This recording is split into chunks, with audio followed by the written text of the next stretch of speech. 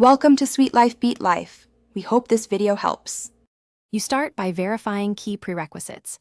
Ensure Windows 7 SB1 is installed and your system date and time are accurate, because SSL checks depend on that. Once done, run an elevated command prompt and stop the Windows Update service, then temporarily disable third-party antivirus or firewall to remove interference. Make sure to clear the /Windows/software distribution folder to remove cached updates. These first actions remove common blockers for error 80072F and let the update client reconnect cleanly to Microsoft servers. Next, repair network components and update client behavior.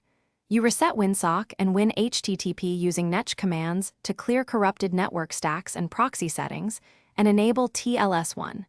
2, if the machine supports it, so secure connections succeed. Then re-register key Windows Update DLLs and run sfc/scano to repair system files that break the updater. Once these steps complete, restart the Windows Update service and attempt to check for updates again. This addresses protocol, network, and component-level causes of 80072F. To finish, re-enable your antivirus and firewall, then start Windows Update and install any offered updates.